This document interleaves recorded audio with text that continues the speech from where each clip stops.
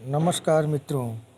दीनदयाल उपाध्याय गोरखपुर विश्वविद्यालय गोरखपुर के बीएड प्रथम सेमेस्टर और तृतीय सेमेस्टर की मिड टर्म और इन टर्म की परीक्षा 14 फरवरी और 16 फरवरी से प्रस्तावित है। आज हम लोग बीएड प्रथम सेमेस्टर के प्रथम प्रश्न पत्र, कोड है EDU BED 101, पेपर का नाम है फंडामेंटल्स ऑफ एजुकेशन अर्थात शिक्षा के मूल तत्व। इससे महत्वपूर्ण ऑब्जेक्टिव प्रश्नों को आइए देखा जाए। परीक्षा मिड टर्म और इन टर्म दोनों साथ साथ होगी। मिड टर्म में 6 प्रश्न डिस्क्रिप्टिव मोड में आएंगे। आपको किन्हीं 3 प्रश्नों के उत्तर देने होंगे। तो आइए इन टर्म के संबंधित जो 40 प्रश्न आएंगे ऑब्जेक्टिव मोड में, उनसे देखते हैं उनके प्रश्न कैसे आएंगे। मैं इसके पहले 2 वीडियो बना चुका हूं, आप उसे देख सकते हैं। अब मैं इसे आपको प्रैक्टिस के रूप में कराने जा रहा हूं। तो पहला प्रश्न है, शिक्षण एक द्विध्रुवी प्रक्रिया है, कहा है। 4 ऑप्शन आपके सम्मुख हैं। डीवी ने, रास ने, जॉन एडम्स ने, फिस्ता ने। इस प्रश्न का जो सही उत्तर है आप चयन करें, अपना रिवीजन कर लें। इस प्रश्न का सही उत्तर है ऑप्शन सी, जॉन एडम्स ने शिक्षण को एक द्विध्रुवी प्रक्रिया माना है। आइए अगले प्रश्न को देखें। दूसरा प्रश्न, ये प्रश्न जो है विश्वविद्यालय के एजुकेशन पेपर से संबंधित बहुत ही महत्वपूर्ण है और ये प्रश्न विगत परीक्षाओं में पूछे गए हैं। दूसरा प्रश्न है, शिक्षा में सबसे कम महत्व का अनुशासन है। तो इसका जो है प्रश्न का 4 ऑप्शन है, प्राकृतिक अनुशासन, सामाजिक अनुशासन, सैनिक अनुशासन, आत्म अनुशासन। तो सबसे कम महत्व का जो होगा यहाँ पे वह होगा ऑप्शन डी, सैनिक अनुशासन, क्योंकि सैनिक अनुशासन का संबंध जो है प्रत्यक्षतः शिक्षा से नहीं है। आइए अगले प्रश्न को देखें। तीसरा प्रश्न है आपके लिए है, शिक्षा को संविधान की समवर्ती सूची में कब सम्मिलित किया गया। 4 ऑप्शन है, 1949, 1950, 1971, 1976। तो इस प्रश्न का आप सही उत्तर चुन लें, आप अपना रिवीजन करें। इस प्रश्न का सही उत्तर होगा ऑप्शन डी, 1976 में संविधान के समवर्ती सूची में शिक्षा को सम्मिलित किया गया था। आइए अगले प्रश्न को देखें। चौथा प्रश्न आपसे पूछा गया है कि निम्नलिखित में से कौन सा शिक्षा का औपचारिक अभिकरण है। तो इस प्रश्न का सही उत्तर आप चयन करें इन 4 ऑप्शन से, परिवार, कॉलेज, राज्य, धर्म। इस प्रश्न का जो सही उत्तर होगा वह है ऑप्शन बी, कॉलेज। यह औपचारिक अभिकरण है। आइए अगले प्रश्न को देखें। पांचवा प्रश्न है, बेसिक शिक्षा प्रणाली का पाठ्यक्रम है। 4 ऑप्शन आपके सम्मुख हैं, विषय केंद्रित, अनुभव केंद्रित, शिल्प केंद्रित, क्रिया केंद्रित। इस प्रश्न का सही उत्तर है ऑप्शन सी, शिल्प केंद्रित। बेसिक शिक्षा प्रणाली का पाठ्यक्रम जो था वह शिल्प केंद्रित था। और यदि यह पूछे बेसिक शिक्षा प्रणाली का संबंध किससे है, तो महात्मा गांधी से। इसे वर्धा शिक्षा योजना के नाम से भी जाना जाता है। आइए अगले प्रश्न को देखें। छठा प्रश्न है, लोकतंत्र के मूल्य हैं। ऑप्शन आपके सम्मुख हैं, स्वतंत्रता, समानता, भ्रातृत्व, उपयुक्त सभी। इस प्रश्न का आप सही उत्तर दें। आप सभी लोग सही उत्तर देंगे। इस तरह के कॉमन सेंस के प्रश्न है, आपके प्रेजेंट ऑफ माइंड का प्रयोग करना होगा। इस प्रश्न का सही उत्तर होगा ऑप्शन डी, उपयुक्त सभी। अगले प्रश्न को देखते हैं। 7वां प्रश्न पूछा गया था, जनतांत्रिक पाठ्यक्रम होता है कठिन, सरल, लचीला, सरल से कठिन की ओर। तो इस प्रश्न का सही उत्तर आप चयन करें। इस प्रश्न का सही उत्तर होगा ऑप्शन सी, लचीला। आइए अगले प्रश्न को देखें। 8वां प्रश्न है आपके लिए, शिक्षा का मुख्य उद्देश्य है। तो यहाँ पे 4 ऑप्शन है, नौकरी उपलब्ध कराना, बालक को आदर्श नागरिक बनाना, जनसंख्या वृद्धि रोकना, पर्यावरण संरक्षण करना। ये भी प्रश्न आपके प्रेजेंट ऑफ माइंड पे हैं, आप आसानी से कर सकते हैं। इस प्रश्न का सही उत्तर है ऑप्शन बी। शिक्षा का मुख्य उद्देश्य है बालक को आदर्श नागरिक बनाना। आइए अगले प्रश्न को देखें। प्रश्न संख्या 9 है। यह परिभाषा पूछी गई है, शिक्षा स्वस्थ शरीर में स्वस्थ मस्तिष्क का निर्माण है। यह किसने कहा? 4 ऑप्शन आपके सम्मुख हैं, सुकरात, प्लेटो, अरस्तु, जॉन डीवी। इस प्रश्न का आप सही उत्तर का चयन कर लें। इस प्रश्न का सही उत्तर है ऑप्शन सी, अरस्तु। अरस्तु ने कहा शिक्षा स्वस्थ शरीर में स्वस्थ मस्तिष्क का निर्माण है। आइए अगले प्रश्न को देखें। प्रश्न संख्या 10 है, राष्ट्रीय एकता में क्या बाधक नहीं है? 4 ऑप्शन आपके सम्मुख हैं, सांप्रदायिकता, भौगोलिक स्थिति, धर्म और जाति, प्रांतीयता।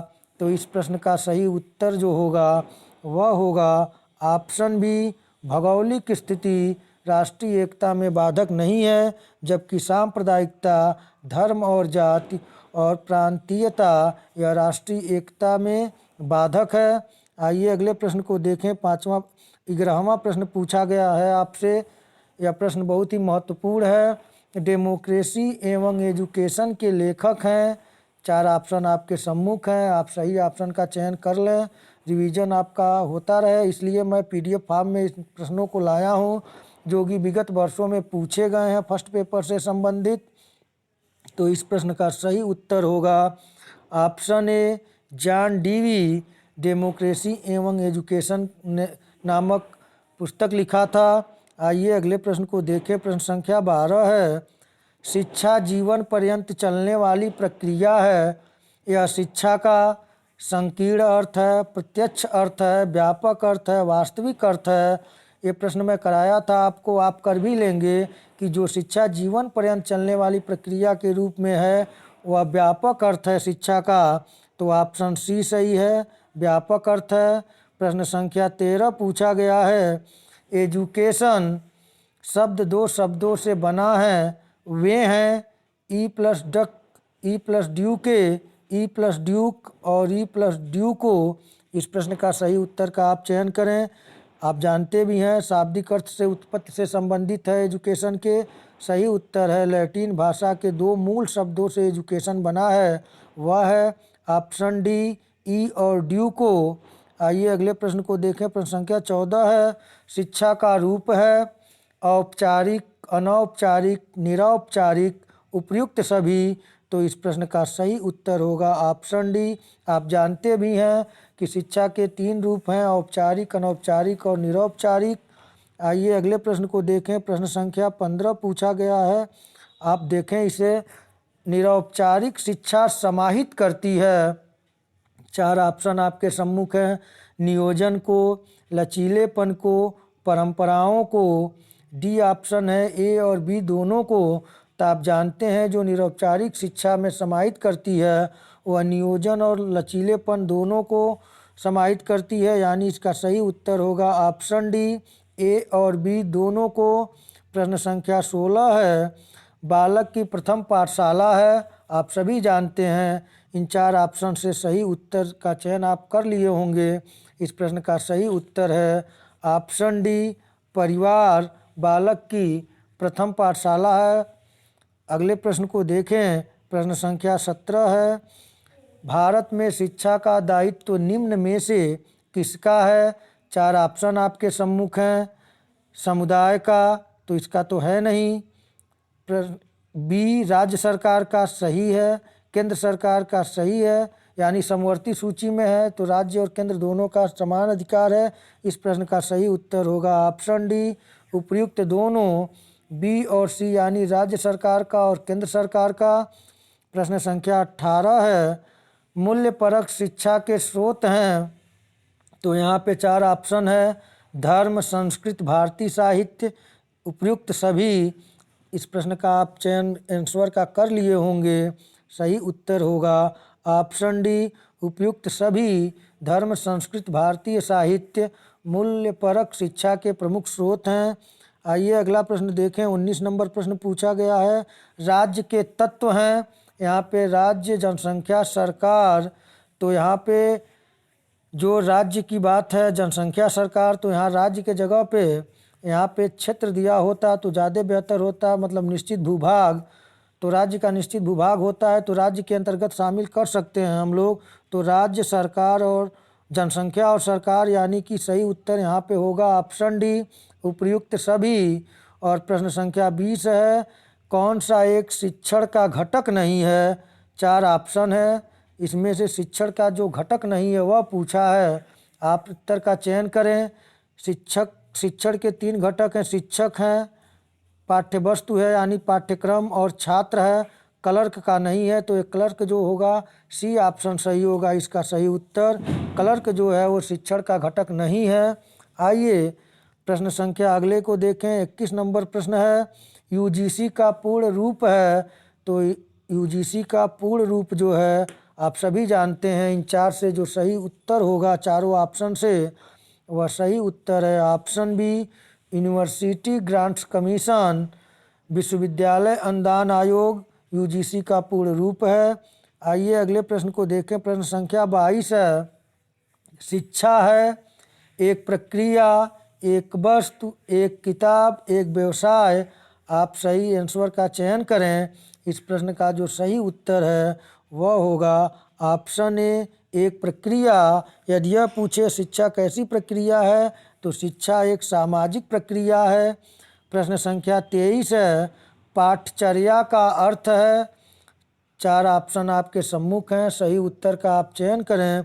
इस प्रश्न का जो सही उत्तर होगा वह होगा ऑप्शन सी, पाठ्यक्रम एवं पाठ्य सहगामी क्रियाएं पाठचर्या का अर्थ होता है। आइए अगले प्रश्न को देखें। प्रश्न संख्या 24 पूछा गया है, शिक्षा एक प्रक्रिया है, एक ध्रुवी, द्विध्रुवी, त्रिध्रुवी, इनमें से कोई नहीं। तो इस प्रश्न का सही उत्तर आप जान भी रहे होंगे, सही उत्तर होगा ऑप्शन सी, त्रिध्रुवी प्रक्रिया है। जिनके 3 ध्रुव की बात करें तो छात्र, अध्यापक और पाठ्यक्रम। तो यहाँ पे शिक्षा एक त्रिध्रुवी प्रक्रिया है। प्रश्न संख्या 25 पूछा गया था आपसे कि पाठ्यचर्या निर्माण के आधार हैं। 4 ऑप्शन है, दार्शनिक आधार, मनोवैज्ञानिक आधार, सामाजिक आधार, उपर्युक्त सभी। तो इस प्रश्न का जो सही उत्तर है आप चयन कर लिए होंगे और आप सही चयन किए होंगे, क्योंकि आप जानते हैं पाठचर्या निर्माण के दार्शनिक सिद्धांत हैं, मनोवैज्ञानिक आधार हैं और सामाजिक आधार हैं। यानी कि सही उत्तर होगा ऑप्शन डी, उपर्युक्त सभी। आइए प्रश्न संख्या 26 को देखें। पूछा गया है, राष्ट्र के विकास का सबसे महत्वपूर्ण साधन है। यहाँ पे 4 ऑप्शन है, मानव संसाधन, खनिज संसाधन, भूमि संसाधन, प्राकृतिक संसाधन। तो इस प्रश्न का सही उत्तर होगा ऑप्शन ए, मानव संसाधन राष्ट्र के विकास का सबसे महत्वपूर्ण साधन है। आइए अगले प्रश्न को देखें। प्रश्न संख्या 27 पूछा गया था, किसने कहा शिक्षा का अभिप्राय बालक और मनुष्य के शरीर, मन तथा आत्मा के बहुमुखी एवं सर्वोत्तम विकास से है। 4 ऑप्शन आपके सम्मुख हैं, आप लोग सही आंसर का चयन करें, सही ऑप्शन का चयन करें।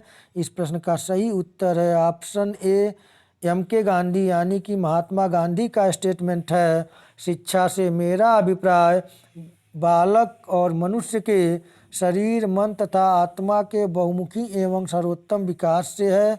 यह परिभाषा गांधी जी की है। आइए अगले प्रश्न को देखें। प्रश्न संख्या 28 है, सामाजिक अंतःक्रिया में सम्मिलित है। 4 ऑप्शन आपके सम्मुख हैं, विरोध, सामंजस्य, सहयोग, उपर्युक्त सभी। तो इस प्रश्न का सही उत्तर है ऑप्शन डी, उपर्युक्त सभी। सामाजिक अंतःक्रिया में विरोध भी है, सामंजस्य भी है, सहयोग भी है। तो यहाँ पे डी ऑप्शन सही है, उपर्युक्त सभी। आइए अगले प्रश्न को देखें।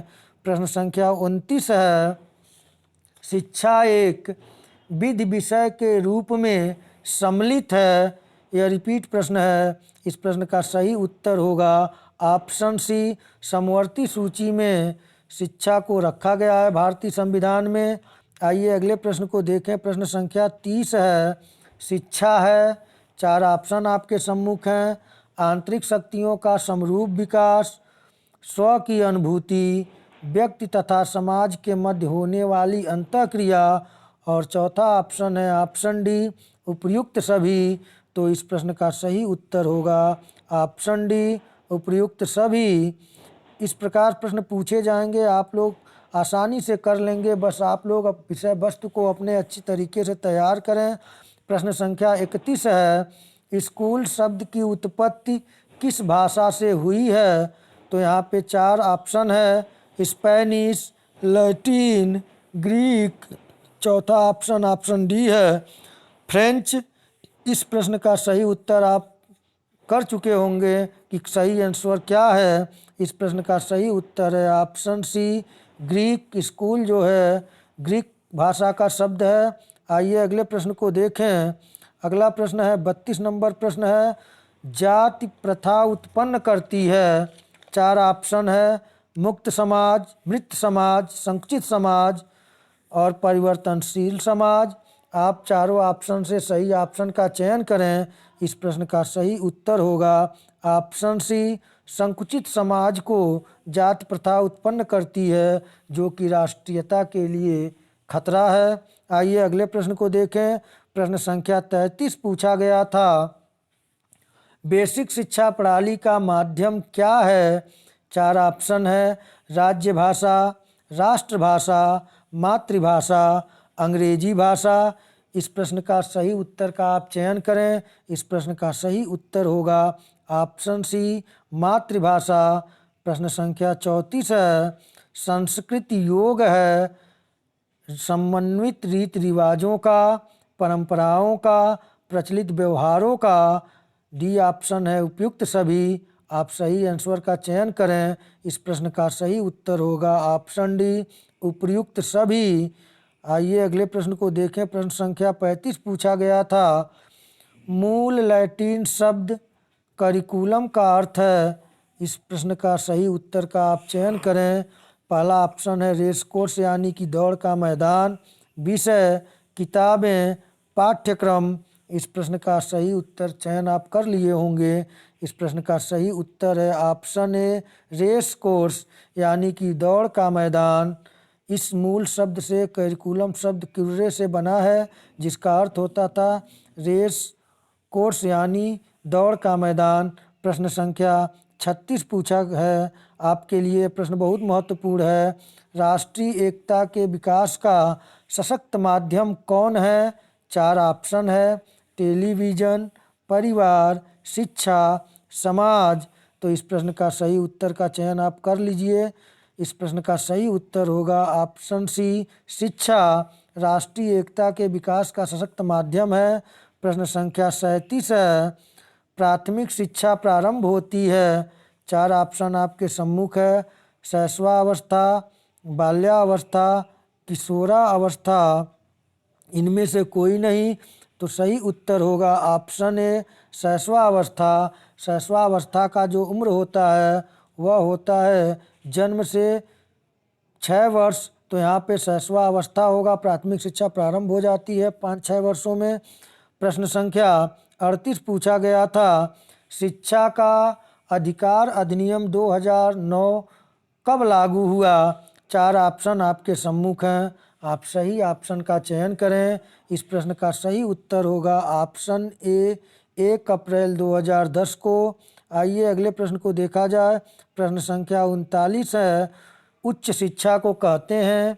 4 ऑप्शन आपके सम्मुख हैं। आप सही उत्तर का चयन करें।